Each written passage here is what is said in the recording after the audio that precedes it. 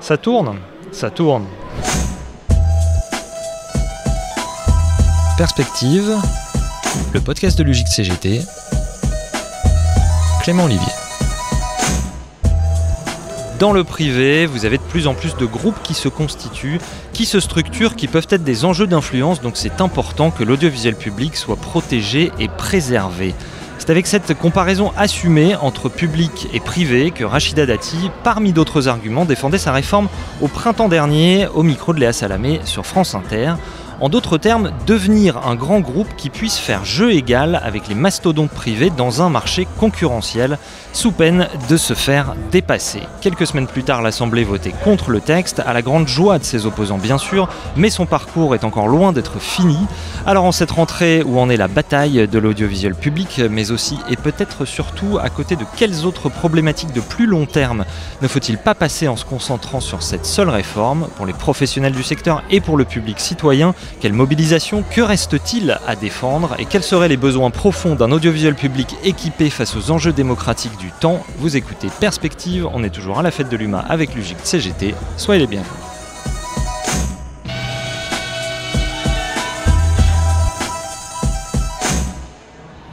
On a donc posé nos valises et un petit plateau mobile ici à côté du forum social de la fête de l'UMA et j'ai le plaisir d'être avec vous, Soraya Morvan-Smith, bonjour. Bonjour. Secrétaire générale adjointe du SNJ CGT, le syndicat des journalistes CGT et vous-même journaliste à France 24. En face de vous, Mathias Raymond, bonjour. Bonjour. Économiste de métier, vous êtes co-animateur d'Acrimed, association, site internet, revue historique de Critique Média fondée il y a bientôt 30 ans, Acrimed, évidemment pour Action Critique Média. Je vous remercie beaucoup tous les deux d'avoir accepté mon invitation. Je voulais vraiment qu'on tienne ce sujet par les deux bouts, à la fois d'un point de vue syndical et d'un point de vue d'analyse critique. Est-ce que, pour commencer, Soraya Morvan-Smith, vous pouvez nous rappeler en quoi il consiste, ce projet de holding ? Pourquoi par ailleurs il vous fait craindre une fusion in fine de l'audiovisuel public et puis où est-ce qu'on en est aujourd'hui avec, on le sait évidemment, un gouvernement démissionnaire? Alors d'abord, c'est une espèce de lubie libérale qui consiste à penser que les services publics peuvent être réorganisés en permanence à mesure que changent les personnels politiques. Et donc on va changer des choses et le plus souvent ce qu'on nous propose c'est de mutualiser, de mettre ensemble, de réorganiser. En réalité, le projet, il est avant tout celui de faire des économies sur un service public. Et par ailleurs, nous, ce qu'on craint derrière ce projet de holding, c'est l'idée qu'il soit en plus beaucoup plus dépendant du politique au point de servir de courroie d'information avec un grand contrôle potentiellement de l'exécutif. Concrètement, ce que veulent faire les sénateurs qui ont voté ce projet de loi et celui qui l'a proposé... le sénateur Laurent Lafont, oui, c'est ça. C'est ça. Dans sa tête, il va falloir absolument tout changer, mettre dans une même entreprise. Alors au départ, il voulait mettre l'INA, Radio France, France Télévisions et France Média Monde. Pour lui, tout ça doit être réuni sous un même chapeau, dans une super structure qui lui permettra ensuite de retirer des services, de réorganiser. Et derrière, on nous dit, ensemble, vous serez plus forts. Nous, on a quelques doutes à ce sujet. Pourquoi, Soraya Morvan-Smith ? Parce que, peut-être qu'il faut que je te raconte, moi, mon expérience personnelle. Ça fait très longtemps que je travaille dans le service public. J'ai travaillé d'abord dans les locales de Radio France, et puis après un petit peu dans le privé, et puis après, au début des années 2000, j'ai rejoint Radio France Internationale, et France 24 ensuite, à partir de 2008-2009. Et durant toutes ces années, j'ai vu ces réorganisations qui étaient liées à des changements dans le budget qui était alloué à ces services. Et qu'est-ce qui se passait concrètement ? En gros, on mettait des services ensemble en demandant aux gens d'être beaucoup plus polyvalents et donc en leur apportant une surcharge de travail et en leur demandant de faire le boulot des deux en gros, quoi. Je caricature un peu, mais pas tant que ça. On voit aujourd'hui que le même modèle s'applique déjà avant même qu'une holding existe sur la radio et la télévision. On le voit notamment dans les locales où on a renommé les locales de Radio France et de France Télévisions ici et on diffuse la matinale radio à la télévision, même si ça n'a pas trop de sens, même si les audiences s'effondrent. Pourquoi ? Parce qu'on a envie d'avoir moins de gens à payer et qu'on se dit que de toute façon ça revient au même et que c'est pas grave. Sauf que c'est pas ça en fait la qualité du service public. Concrètement, ce que ça a voulu dire, c'est que là où il y avait un reporter pour la radio et un reporter pour la télé qui produisait des choses différentes, eh bien on a supprimé ça et on a moins de services, on a moins de contenu, on a moins de reportages et en définitive c'est un service public qu'on a réduit, endommagé, dont on a dégradé la qualité. Alors il se trouve que ce projet de holding, fin juin, il y a eu une motion de rejet à l'Assemblée. Évidemment, ça fait crier victoire aux opposants, sauf que le parcours de ce texte, il est pas fini. En juillet, le Sénat l'a adopté après cette procédure de vote bloqué. Donc on est passé outre les amendements pour accélérer cette procédure avant les vacances parlementaires. Et donc ce texte, il pourrait tout à fait revenir, Soraya Morvan-Smith. Alors là, il est passé en seconde lecture au Sénat et la question c'est est-ce qu'il va passer en seconde lecture à l'Assemblée nationale et si oui, quand ? Donc oui, tout est possible, mais là on ne sait pas, on peut se douter que ce texte va poursuivre son processus législatif sans sans savoir si les députés voudront de ce texte, eux qui l'ont rejeté en première lecture. On peut se dire qu'ils n'ont pas de raison d'avoir un autre regard quelques mois plus tard avec la même composition de l'Assemblée nationale, mais politiquement on est dans une période d'instabilité et il y a beaucoup d'interrogations, d'autant que la ministre a fait un espèce de forcing absolument dingue en sortant de son chapeau tout ce qu'elle pouvait utiliser, même si ça n'était pas leur vocation d'être utilisé comme ça, pour pouvoir écraser le rôle des parlementaires. C'est ça, gouvernement démissionnaire, là, au moment où on enregistre, on est mi-septembre puisqu'on est à la fête de l'humain, le gouvernement est donc démissionnaire, là vous dépendez un peu politiquement de ce qui va se passer au niveau du gouvernement et est-ce que ça va revenir à l'Assemblée, c'est ça ? Est-ce que vous êtes prêt à remettre le couvert ? On sait qu'il y a eu une grosse mobilisation dans tout l'audiovisuel public, peut-être un mot sur cette mobilisation. Alors cette mobilisation, elle a été extrêmement forte dans les entreprises, que ce soit à Radio France, France Télévisions, France Média Monde aussi, ça a énormément suivi, notamment au moment du passage devant l'hémicycle. Il y a eu une mobilisation aussi à l'INA qui a été hyper révélatrice parce que le fait de pouvoir se réunir à un moment a permis à des salariés d'exprimer quelque chose qui couvait depuis tellement longtemps, c'est-à-dire que les réductions de budget, la violence des hiérarchies, des directions, les violences managériales et la surcharge de travail ont eu un tel poids sur les salariés que ça a créé énormément de souffrance et que ce moment, cet espace qui a permis de discuter de ce qui se passait, parce que l'INA était embarquée à son corps défendant. Les salariés ne voient pas très bien ce qu'ils vont faire dans une holding, quel va être leur rôle. Et ça a été un peu comme une goutte d'eau et ça a servi d'exutoire, littéralement. Donc oui, grosse mobilisation dans les entreprises, grosse mobilisation aussi des élus qui sont engagés dans un échange extrêmement nourri avec les parlementaires, au Sénat comme à l'Assemblée, parce qu'on a fait un travail de fond qui a consisté à démontrer quels avaient été les effets des holdings précédentes. C'était le cas pour RFI et France 24 qui ont été fusionnés. Ça a été le cas quand France Télévisions a chapeauté les chaînes de France Télévisions et qu'on a créé un grand groupe. Donc il y avait déjà un retour d'expérience. Et puis il y avait aussi ce qu'on projetait parce que le gouvernement, quand Rachida Dati défendait son projet de holding, elle nous expliquait que ça n'allait pas coûter grand-chose. Derrière, elle a missionné Laurence Bloch pour pouvoir faire une espèce de vraie-fausse étude d'impact. Et les conclusions de Laurence Bloch, c'est que créer une super structure, ça coûte 0 €. C'est pas très très sérieux.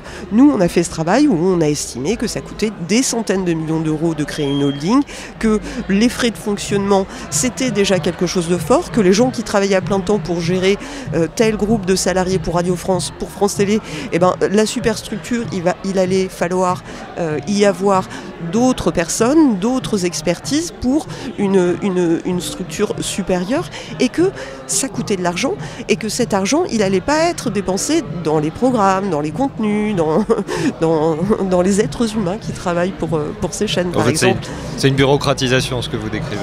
En tout cas, on ne peut pas imaginer créer une superstructure vide.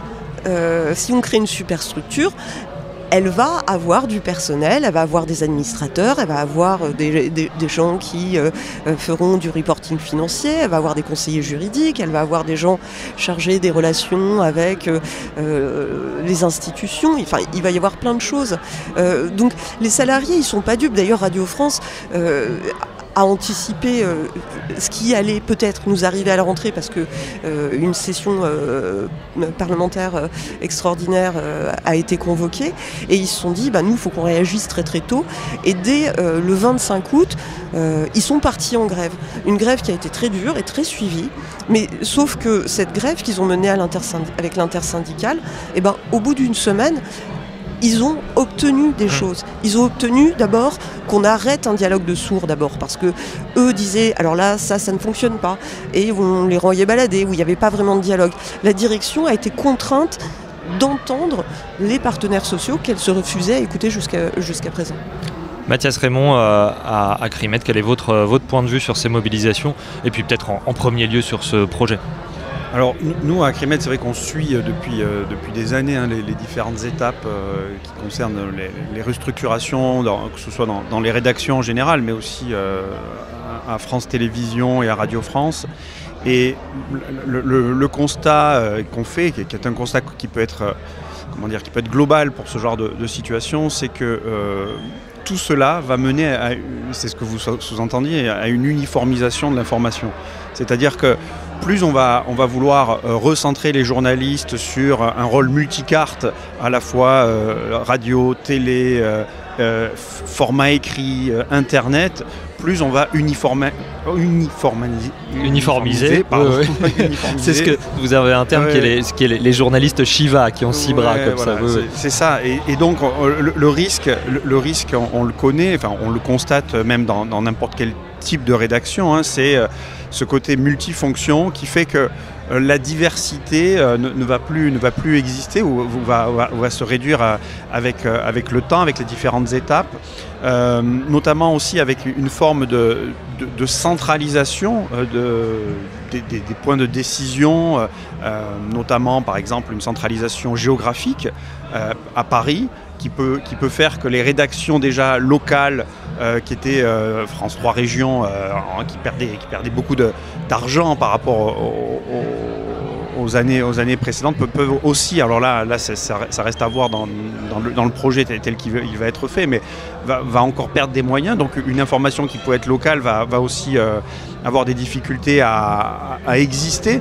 Donc c'est pour nous un danger supplémentaire quant à la diversité de l'information, étant entendu qu'il y a déjà une uniformisation de l'information à France Télévisions, à Radio France, qui ressemble de plus en plus à des médias privés.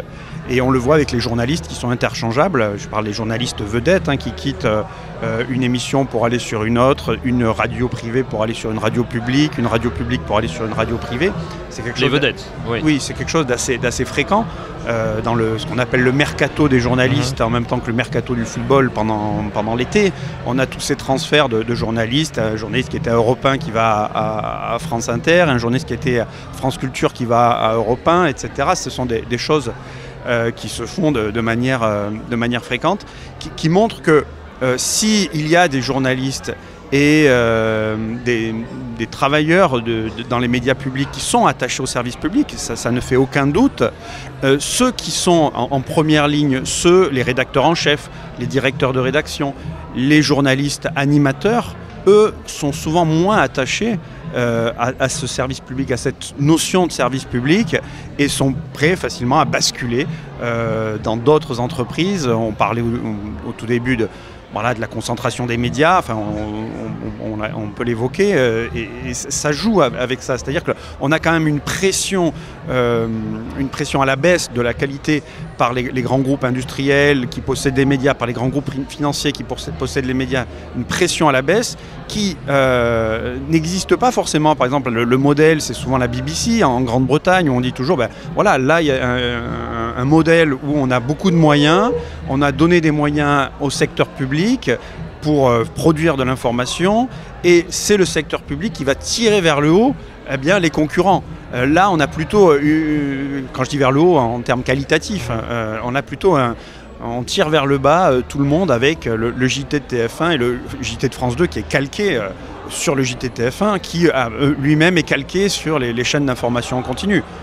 On pourra parler du mouvement du 10 septembre, où on voit que la ligne, le sommaire du JT de Léa Salamé, on aurait pu le recopier sur celui de BFM ou de LCI, puisqu'il a été question des violences. Il y a d'ailleurs eu un communiqué du SNJ CGT, je crois. De la CGT France Télévisions. Pardon, de la CGT France Télévisions, face à ce JT qui était très orienté politiquement. Et peut-être que, et je terminerai là-dessus, c'est un point qui est intéressant, parce que Soria tout à l'heure parlait du pouvoir des décideurs politiques, du pouvoir du gouvernement dans la nomination, et que ce projet de holding pouvait encore plus renforcer la mainmise que pouvait avoir le gouvernement ou le pouvoir politique sur l'orientation politique de ces médias-là, mais c'est déjà le cas. C'est déjà le cas, on le voit sur les grands sujets comme les conflits internationaux. Radio France, France Télévisions sont quand même alignés dans leur ligne éditoriale, sont alignés aux positions du gouvernement. C'est-à-dire que, à l'agenda, vous voulez dire ? À l'agenda, bien sûr. C'est différent, l'agenda et un alignement idéologique, par exemple. L'agenda politique du gouvernement est repris par l'agenda médiatique des médias, privés ou publics, et l'alignement sur la question de Gaza. C'est quelque chose qui nous a beaucoup marqué, nous, à Acrimed. On a couvert vraiment le traitement médiatique de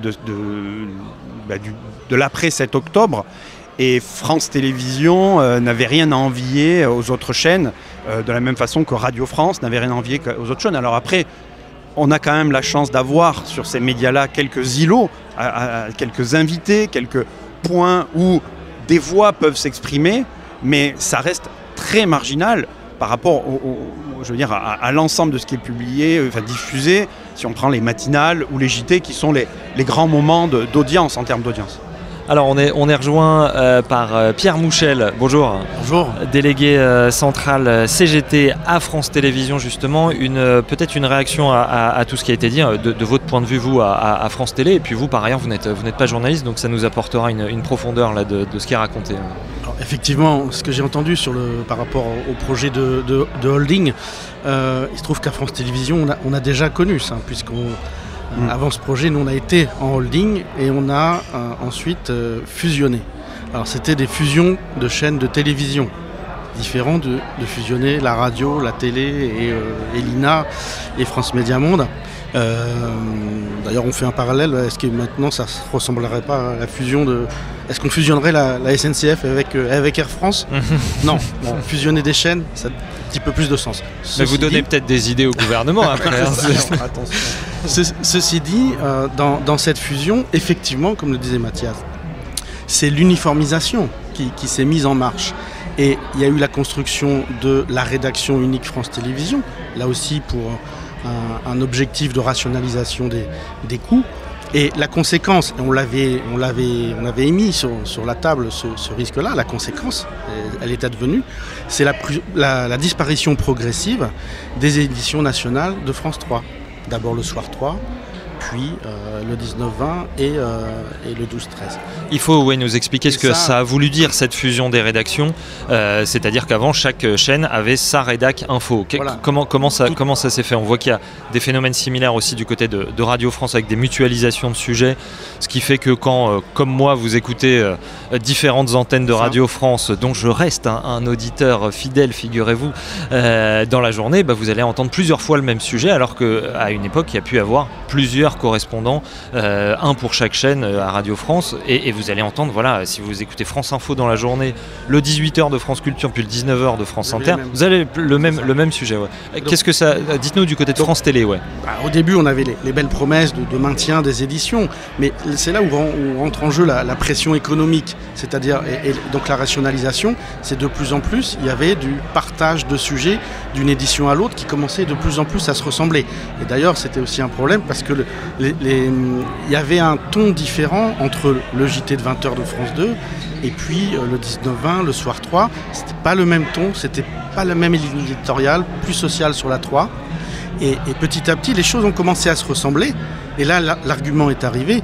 Bah oui, mais ça se ressemble trop, donc on va supprimer les éditions nationales. Et maintenant, on a juste le 20h avec juste une petite page d'information nationale et internationale au sein des éditions régionales, mais qui sont des rediffusions, des reboutiquages de sujets qui sont déjà un petit peu réchauffés. Et donc, ce qu'on voit maintenant, c'est le journal de 20h qui concentre la critique. C'est-à-dire que les téléspectateurs qui n'aimaient pas le 20h voulaient faire le pas de côté, ils allaient plutôt au 19-20, ou le soir 3, ou d'autres choses, parce qu'il y a une très grande diversité quand même du service public. Et du coup, il y a une focalisation maintenant de la critique sur le 20h. Et effectivement, le communiqué qu'on a publié le 10 septembre, qui a eu un retentissement incroyable, plus d'1 million de vues sur les réseaux sociaux, ce qui est du jamais vu pour nous, c'est qu'on a touché quelque chose, une réaction des citoyens qui effectivement ont réagi aussi à notre communiqué en disant c'est insupportable. Je vous rappelle le slogan de ce nouveau journal de 20h, c'est votre journal, votre vie. Mais ce que ressentent les citoyens, c'est tout sauf ça. C'est pas mon journal, c'est pas ma vie, c'est autre chose. C'est le volet du traitement de la sécurité des manifestations, des blocages des citoyens, mais certainement pas les revendications qui sont partagées par beaucoup de Français. Beaucoup de faits divers aussi dans ce journal. Donc il y a maintenant cette focalisation contre cette édition qui maintenant est unique et qui pose problème, je pense, et qui pose vraiment problème aussi à la direction parce que effectivement ça copie TF1, mais les audiences s'en ressentent. Donc effectivement, si on élargit à ce projet de holding de l'audiovisuel public, mais c'est la poursuite de ce mouvement d'uniformisation. Alors ça prend du temps, ça peut prendre 10 ans.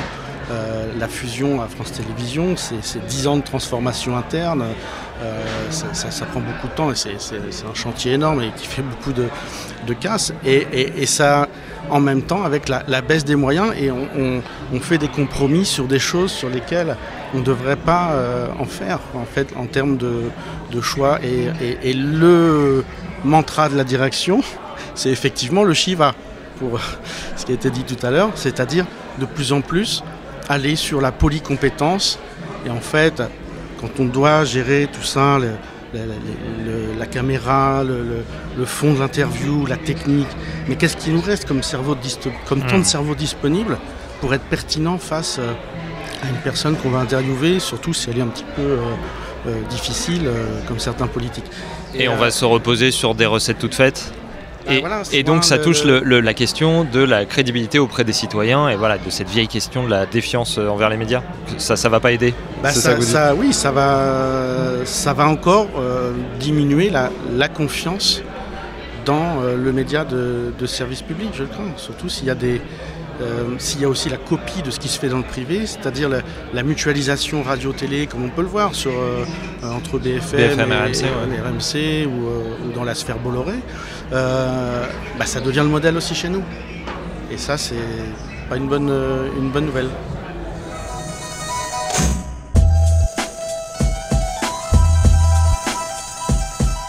Perspective, Clément Olivier.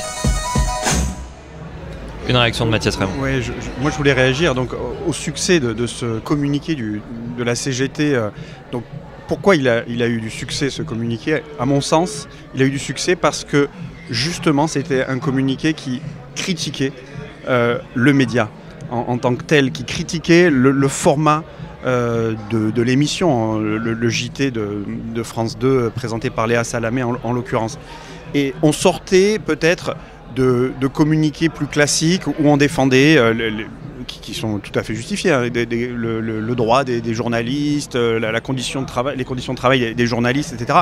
Là, on s'attardait vraiment sur le fonctionnement du média et on s'adressait au public, à un public plus large qui est agacé par ce fonctionnement. Et je pense que si les spectateurs, les téléspectateurs fuient de plus en plus les médias dominants, les médias classiques et les médias du service public, c'est parce qu'il y a un sentiment que ces médias sont interchangeables, que ce qu'on y dit, on l'a ici et on le retrouve là, qu'il y a des grandes lignes éditoriales qui sont aussi interchangeables. Et ça, ce communiqué-là, justement, il dit nous, on veut plus entendre ça. Vous savez, il y a quelques années, au moment des attentats de Charlie Hebdo, etc., la droite disait il faut que les musulmans tweetent not in my name. Je condamne les attentats. Les attentats ne sont pas faits au nom des musulmans. Et peut-être qu'aujourd'hui, les journalistes, les téléspectateurs, les spectateurs, ils ont envie que les journalistes disent non, mais ça, ce JT, c'est pas en mon nom. Moi, je travaille à France Télévisions, mais Léa Salamé, non. Nous, on ne veut pas de ce JT, en fait. Et ça, c'est pour tous les autres médias. Enfin, je veux dire, nous, maintenant, à Crimed, quand les journalistes de BFM se mettent en grève, en fait, on ne les soutient pas. Il ne faut plus travailler à BFM. En fait, on souhaite presque que BFM fasse faillite, donc les journalistes avec. Parce qu'on est arrivé dans une situation où... Vous ne pensez pas qu'on peut changer BFM? C'est important de se mobiliser. Tellement laborieux que la ligne éditoriale, c'est des fake news quotidiennes. Nous, on les relève quotidiennement maintenant, les mensonges qui sont diffusés, et les journalistes continuent à filmer, les caméramans continuent à filmer. Ils pourraient couper la caméra, dire non mais c'est plus possible, quoi. Vous êtes en train de mentir en direct, vous inventez des histoires sur Gaza, sur le conflit israélo-palestinien, sur LFI, alors toutes ces choses-là, les mouvements sociaux, etc. Et au bout d'un moment, je pense que les téléspectateurs, les auditeurs qui sont attachés à la qualité de l'information, sont agacés par ça. Sont agacés et donc, condamnent en bloc BFM, condamnent en bloc France Télévisions. Avec ce que vous disiez, que c'est pas juste finalement pour les autres journalistes de France Télévisions. Oui, Soraya Morvan-Smith, est-ce que vous diriez également que ce projet de holding, qui est le point de départ de notre émission, mais est-ce qu'il s'inscrit effectivement dans une évolution de fond plus ancienne? Et puis là, ce qui était abordé finalement, c'est la faculté, la capacité à faire son métier avec professionnalisme. Alors, il y a une chose dont je suis convaincue, c'est que la critique des médias, elle existe à l'intérieur des rédactions, mais que ce sont des lieux de lutte de pouvoir d'abord, et des lieux qui ne représentent pas nécessairement la société telle qu'elle est. Vous parlez de médias dominants, alors c'est une façon de voir.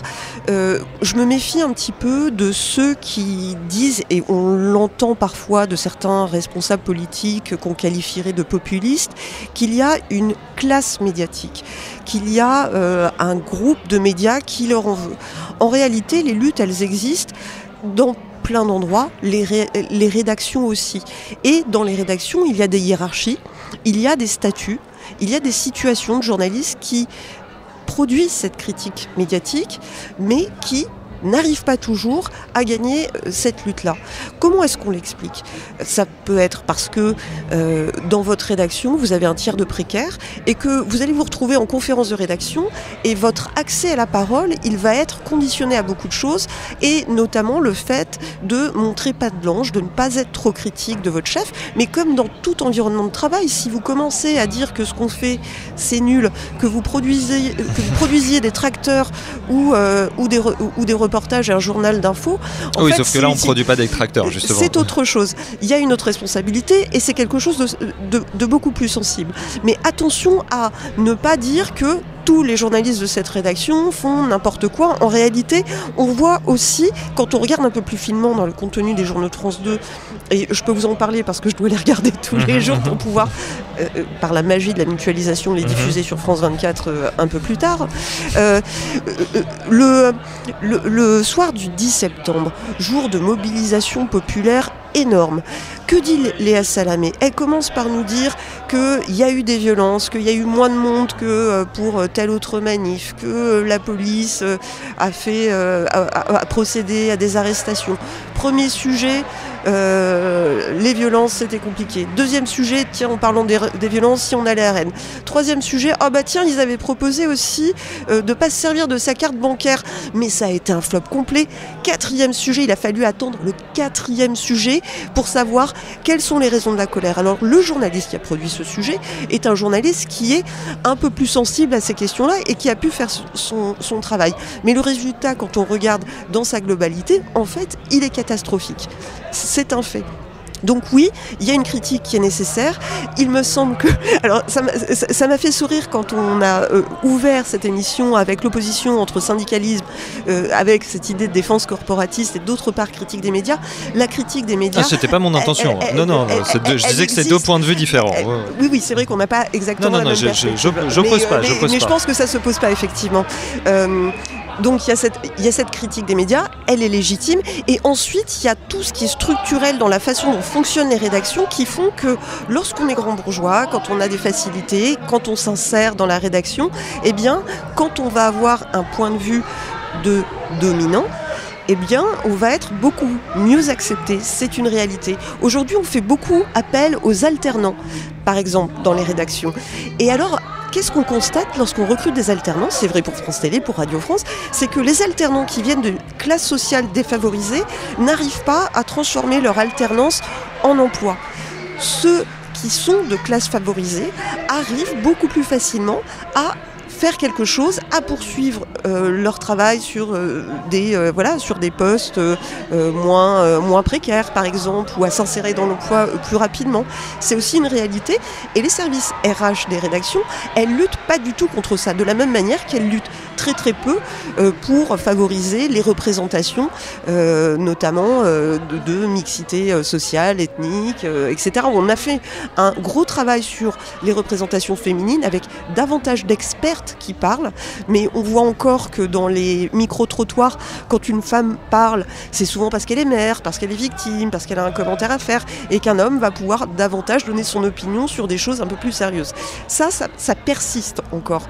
Mais quand il s'agit de personnes racisées, quand on parle de cité, on en parle souvent par la négative, par des histoires de vie, alors soit de façon caricaturale, exemplaire malgré l'adversité. Celui qui a réussi, qui a créé son entreprise. Voilà, qui renforce la méritocratie en plus des génies, les stéréotypes parce qu'ils sont présentés comme l'inverse de ce qui s'y produit. Mais voilà, il y a tout un travail à faire qui est aussi dans les conditions de travail et de recrutement des journalistes, parce qu'une rédaction qui vit dans le 9e arrondissement, elle ne va pas produire exactement la même chose qu'une rédaction qui est un peu plus diverse tout simplement. Mathias Raymond, peut-être qu'il faut effectivement expliciter ce terme de média dominant, qui est un terme de critique média, et qui est à distinguer radicalement du terme média mainstream, dans lequel on met un peu tout et n'importe quoi, et qui peut être parfois beaucoup même instrumentalisé par l'extrême droite. Donc une précision sur ce que vous entendez par média dominant, et puis peut-être vous voulez rebondir sur ce qui a été dit sur ces dominations internes dans les médias. Mathias Raymond. Alors oui, c'est deux points. Donc d'abord, média dominant, c'est une façon pour nous, quand on s'exprime et qu'on veut parler des médias, pour justement dire qu'il y a d'autres médias possibles, qu'il n'y a pas que ces médias-là. Donc il faut trouver une distinction, et média dominant, ça veut dire en termes à la fois d'audience et d'influence. Si je prends un journal comme L'Opinion, qui a peu d'audience, c'est un média dominant. C'est un média dominant parce qu'il a de l'influence. Il a de l'influence auprès des dirigeants politiques, auprès des journalistes qui font de l'information politique. Donc c'est un média dominant. En termes d'audience, la télévision, les médias de masse sont aussi des médias dominants. Toutes les chaînes de la TNT, on pourrait les classer dans les médias dominants, même si Gulli, on ne va pas faire une critique de Gulli chez Acrimed, parce que ça ne nous semble pas une priorité. Mais c'est peut-être politique aussi, Gulli, les représentants. Très certainement. Mais on voit bien la logique. Ouais. Et de l'autre côté, moi je suis tout à fait d'accord avec ce qui est dit, c'est que l'un des grands problèmes des médias aujourd'hui, dans les médias dominants, je parle des médias dominants, donc à l'intérieur des rédactions, c'est la précarité, la précarisation du métier de journaliste. C'est un grand problème, et c'est un grand problème qui va, à mon avis, se renforcer d'autant plus sur les chaînes publiques, France Télévisions, Radio France, s'il y a cette holding qui se met en œuvre. Donc la précarité, ça génère la baisse de qualité. Évidemment, on va avoir des journées de plus en plus précaires qui veulent finir leur fin de mois, donc ils sont contraints par une pression de patron qui lui dit il faut faire ci, il faut faire ça. Donc tout à fait, la précarité, c'est à mon avis le problème principal dans les rédactions aujourd'hui, qui freine aussi la critique. Un salarié peut plus facilement critiquer sa direction qu'un précaire qui fait une pige. Est-ce que vous iriez jusqu'à dire que ça, c'est le type de cause structurelle qu'il y a derrière cet alignement des façons de faire du public avec le privé?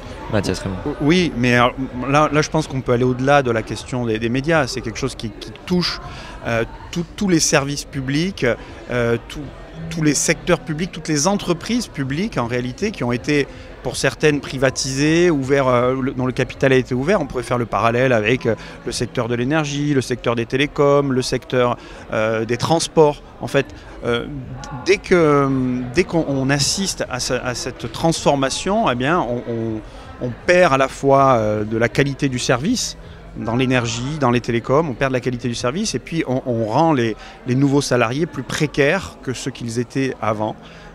C'est pas une question purement média là, mais c'est plus global. C'est un projet de société aussi qui date des années Thatcher et des années Reagan et qui a été dilué évidemment en France également. Pierre Mouchel de la CGT France Télé qui est toujours avec nous. Un mot en réaction à tout ce qui a été dit. Alors, je suis d'accord sur l'aspect précarité. C'est un instrument effectivement pour tenir les journalistes. Mais il y a d'autres méthodes aussi et c'est ce qu'on dénonce aussi à France Télévisions. Moi j'appelle ça la lutte des places. C'est-à-dire un système où on a un pool de CDD et il y a une mise en concurrence des uns par rapport aux autres où si tu veux durer, il faut être dans une certaine ligne et accéder au CDI. Mais c'est la même chose entre les CDI. C'est-à-dire que c'est pas juste d'accéder au CDI, mais c'est ensuite quelle place je vais avoir dans la rédaction, dans les éditions, dans ce que je vais couvrir, etc. Et nous, c'est ce qu'on décrit comme la fabrique de l'information, parce que le suivi de cette fabrication, c'est pas un reporter qui va faire tout seul un reportage avec son équipe. Il y a un contrôle jusque dans les salles de montage pour vérifier les angles qui sont choisis et on refait jusqu'à ce que ça corresponde à la commande. On l'a aussi dénoncé depuis pas mal de temps, mais c'est un système qui est installé. Au-delà aussi de l'aspect un peu unicolore de la rédaction où il y a un vrai besoin de diversité. Ça rejoint ce que disait Soraya sur les problématiques de recrutement en fait, qui sont un peu trop dans l'ouest parisien. Et Soraya Morvan-Smith, oui, un mot pour compléter. Quels seraient les besoins, selon vous, de cet audiovisuel public s'il fallait en faire une de réforme en termes de moyens, en termes d'indépendance, question de redevance également, rétablir la redevance pour avoir une stabilité financière? Alors c'est le nerf de la guerre, ça, effectivement, avoir de la visibilité pour des entreprises complexes, avec des technologies complexes, pour pouvoir faire des projets, parce que ce sont des projets d'ampleur, quand on a 9000 salariés, qu'on a des spécificités ultra techniques et qui demandent une vision à long terme, on ne peut pas le faire si on n'a pas de visibilité, qu'on doit tout le temps s'ajuster. On ne peut pas construire une stratégie comme ça. Bien sûr qu'il faut une forme de redevance, alors elle peut s'appeler de plein de manières, mais il y a plusieurs choses. Il faut que ce soit suffisant pour les missions qui sont de plein de sortes, y compris pour le numérique, pour être plus fort sur le numérique, être capable d'avoir un vrai propos, pour pouvoir donner le temps de la réflexion, parce que le modèle low cost est je fais tout à la fois et en fait je n'ai plus le temps, ne serait-ce que de lire un rapport parlementaire lorsque je travaille sur tel sujet. C'est quand même un problème, parce que notre travail, c'est pas de répéter et amplifier les dépêches AFP pour les mettre en forme de façon audiovisuelle, c'est de faire un travail journalistique de production d'informations où le rédacteur, la rédactrice est capable d'avoir un recul pour pouvoir décliner quelque chose qui ait du sens, qui soit porteur et qui permettent aux gens de se faire vraiment une idée. D'ailleurs, je voudrais faire peut-être un aparté qui, moi, me paraît important, qui tient à la façon dont on traite l'actualité politique en France. Et pour moi, elle est symptomatique, en fait, de cette dégradation informationnelle à laquelle on assiste. On parle, effectivement, alors on dit souvent qu'on parle de petites phrases, mais on parle aussi de courses de chevaux. Moi, ce qui me frappe toujours dans la couverture de l'information politique, c'est que on ne parle que très rarement des enjeux politiques, des programmes en construction des différents partis, et qu'on ne peut pas se projeter politiquement. Et donc on est toujours dans cette espèce de flou. Et voilà. Mais pour finir ma réponse sur cette contribution à l'audiovisuel public, il faut qu'on soit très très clair sur une chose, c'est que dans un contexte où l'information part dans tous les sens, où la désinformation est devenue la norme, comme tu le disais, il y a vraiment une responsabilité du service public sur la couverture des territoires, sur la diversité, sur la façon dont on parle de politique de façon posée et qui donne à comprendre les enjeux, etc. Il y a vraiment un enjeu de qualité. Et donc, il faut pouvoir y contribuer, il faut que ce soit vraiment clair que c'est un bien commun, notre bien commun à nous tous. Et pour que ce soit une contribution qui soit volontaire ou qu'il y ait une adhésion, on ne peut pas faire l'économie de cette qualité d'une part, mais aussi d'une justice. La TVA est un impôt extrêmement injuste. Donc si on gagne très peu d'argent, on ne devrait pas se retrouver avec 150 € de redevance pour l'audiovisuel public. Ça ne devrait pas être ça. C'était d'ailleurs la proposition de la sénatrice Sylvie Robert, qui avait trouvé quelque chose de très très progressif, avec des gens qui n'avaient pas les moyens, ils payaient 10 € sur l'année, d'autres qui payaient beaucoup plus cher, et qui permettait de rééquilibrer cette justice de la contribution à un service public. Il me semble que ça a du sens. Mathias Raymond, même question sur la réforme éventuelle qu'il faudrait, et puis peut-être un mot pour ajouter à ce qui a été dit sur l'agenda politique, le fait que la nature de notre régime influence aussi l'agenda médiatique avec la figure présidentielle. Oui. Pierre Bourdieu, il avait une formule, c'est tout ne s'explique pas par l'économie, mais rien ne s'explique sans. Et je pense que on peut prendre le problème des médias sous cet angle-là. En fait, le problème, à mon avis, le principal problème, c'est ce phénomène à la fois de concentration et de mainmise des grands groupes sur les médias privés, ce qui a un impact, on l'a dit, sur les médias publics. Si on reprenait les cahiers des charges lorsqu'il y a eu les appels d'offres pour pouvoir émettre sur les différents canaux des chaînes privées, eh bien, on pourrait dire que TF1 n'a pas rempli son cahier des charges, que ça a été dit pour C8, mais CNews ne remplit pas son cahier des charges. Et nombreux sont les médias privés qui sont sur les canaux qui appartiennent au peuple français, les canaux ils sont publics, qui ne remplissent pas leur cahier des charges. Et que donc ces chaînes-là qui ne remplissent pas leur cahier des charges, eh bien, il faudrait leur retirer leurs canaux, et donc les médias devraient... Alors, la question c'est, est-ce qu'il faudrait les nationaliser, est-ce qu'il faudrait les déprivatiser? On peut imaginer des modèles différents, mais je pense que l'une des premières choses à faire, c'est ça, remettre à plat ces médias-là, les grandes chaînes privées, et notamment TF1. Parce que TF1 n'est pas voué à être toujours une chaîne privée. Ça pourrait devenir un canal public, le canal numéro 1. Privatisation historique de la fin des années 80. Oui. Voilà, donc, à mon avis, on peut aussi voir le problème différemment et dire... pourquoi pas renationaliser, je ne dis pas qu'il faut que toutes les chaînes soient nationalisées, loin de là, mais pourquoi pas renationaliser la TF1, imaginer d'autres modes de fonctionnement. Par exemple, il y avait une chaîne qui avait demandé à entrer sur la TNT, c'est le Média, qui n'est pas un média public, qui n'est pas un média privé au sens où il appartient à un groupe privé, qui est un média, on va dire, bon, je ne rentre pas dans les détails, mais plus une forme de coopérative. Voilà.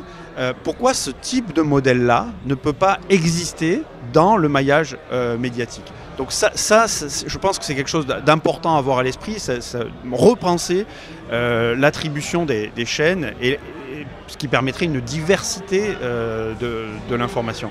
Et par ailleurs, sur la question présidentielle, et notamment la Ve République, c'est qu'on a un système politique qui fait que l'élection présidentielle est au centre de notre fonctionnement, et renforcé avec le passage au quinquennat.